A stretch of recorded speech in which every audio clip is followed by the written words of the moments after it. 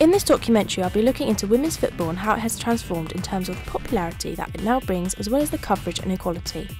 I will be looking into amateur football and semi-professional football in the UK. My first interview was with a women's football coach, Keith Doward, who coaches Walgrave girls and ladies. We took a look into how the local amateur game has transformed and improved. My name's Keith Doward, and I've been involved with Walgrave Girls Football Club now for at least 15 years. Yeah. And how did I get into the coaching side of things? Well, I guess pretty much the way anybody does, certainly at this amateur level. My daughter was playing for Walgrave Girls, although it probably wasn't really a Walgrave Girls Football Club as you know it now. It was very much an offshoot from school. Two lady teachers started a little football group at the Walgrave Primary School, and organised some friendly games against other teams from primary schools. And I made the mistake of going to watch one of these games, and as parents do, you get a little bit involved, and I couldn't help but make a few comments, and I was asked to see if I wanted to join in, and I said, well, yeah, I'd love to.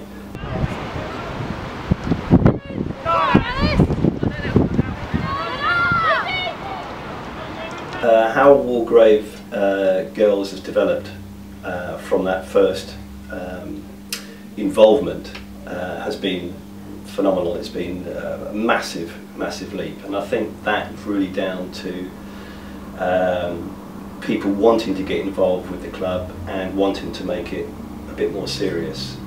I got involved, as I said earlier on, when two female teachers were looking after the club, but they were only doing it as an extra-curricular activity for the girls, and they didn't have any more time to get involved, whereas I was invited to get involved with one other parent, and again I'll stress he was male, and I'll come back to that comment in a minute, but we took the girls initially just for training sessions, because there was no local girls league around at that time.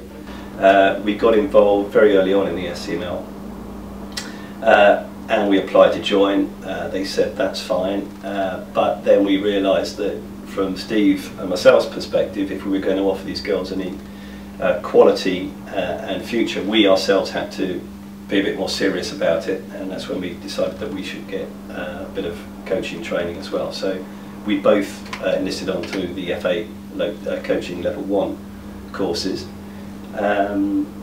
which we did, and then we formed 2 age group teams.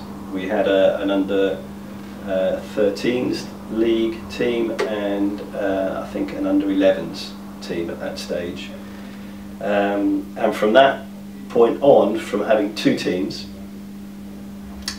we then progressed to what the club is now, having teams at every age group from under 10s through to ladies now. And we're now going to have a reserve ladies team next year. So there's been quite a dramatic rise in the club since, it's been probably 10 to 15 years coming, but in that time we've seen the club grow from initially 7 to 10 girls to well over 150 girls and ladies playing football in a village of not a great population, but I put that really down to the volunteers involved.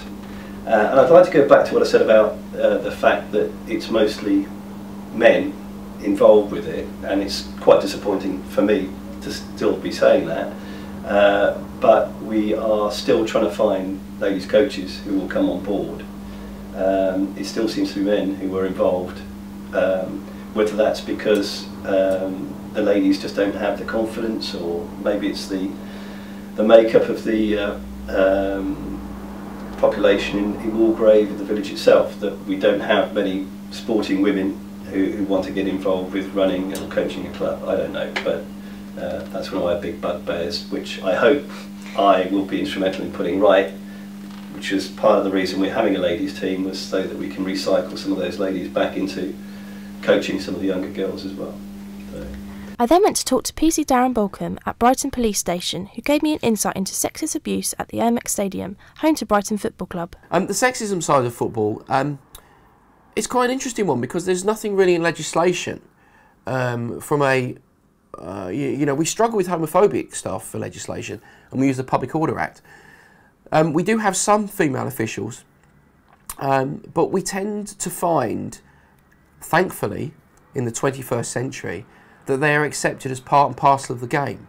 I've not had any reports myself of sexism at the football, and I can't remember the safety officer. We used to have some at Withdean.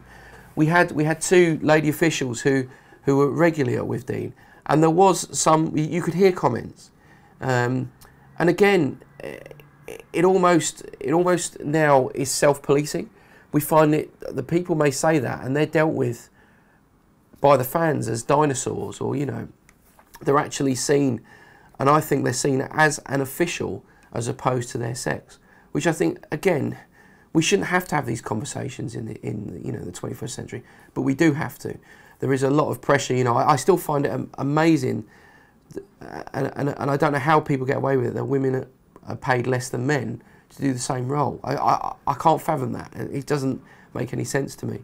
If a person's good enough for the job, they should do the job. It's very similar to black managers in football.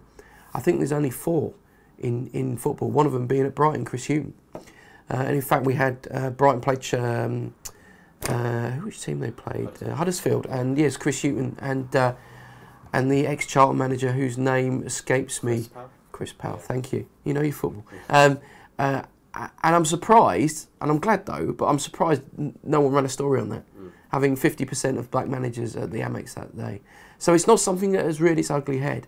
I would hope, if it does, it'll be self-policed, and they would be ejected, and quite rightly so. I also went to see Sarah Hogg at Farmers University Sports Campus, and we spoke about how the University of Brighton provides lots of opportunity for women at the university to get involved in the game. They have semi-professional ladies football teams as well as university teams. My name is Sarah Hogg and I'm the Director of Sport and Recreation at the university. And so basically my role is to be responsible for all aspects of sport outside of the academic portfolio. So anything from all of the facilities that we've got on 3 out of the 5 campuses, all of the recreation and participation programme that we run, we do that on all 5 campuses, all of the student sports clubs and sports teams, dealing with elite athletes, dealing with community developments, so lots of interesting aspects of sport. And as sport is my passion, I definitely think I've got the best job at the university. We've got 2 teams, one at Eastbourne, which is sort of plays in the Premier League. We've got one at Brighton, which is more of our development side, and we link in very much with Albion in the community and the community schemes to try and give women an opportunity to play not only within the university but also within the community as well. And so we do that across a number of sports, which is really good. I absolutely think that the catalyst to the Olympics, the 2012 Olympics, has done really good things for women's sport. I think that it's about women seeing role models and having role models in sport that they can aspire, maybe not to be at that elite level, but actually, let's go and take part in that sport and give it a go. And it's a bit like you've got to see it to be it. So not having a role model, you don't know what you might not be able to do. And I think the fact that if we take, for example, women's football, it really showed at the Olympics that there was a fan base and people wanted to see it. And now, obviously, with the fact that it's being picked up on television, so BT Sports are showing some of the Women's Super League games, BBC Two showed the England women's game, and the fact that they're actually putting more money into commercial rights for women's sport, and women are getting more high profile. You look at the sort of gender of the amount of medals that females also won at the Olympics as well. In fact, I think in the first week it was all women who won all the medals, and so that was a real sort of boost for female sport and to encourage people to take part, certainly younger females to take part in it as well. So absolutely, I think now is an absolutely fantastic time. In fact, Sport England at the moment have got a campaign called This Girl Can, and it basically is showing normal women with normal body shapes taking part and being proud. So you'll see somebody who's swimming or running and they've got a bit of cellulite and it's wobbling, but it's fantastic because that's what we're all like. And so we're not these sort of super elite athletes, but actually take part in sport because you can, and you can enjoy it.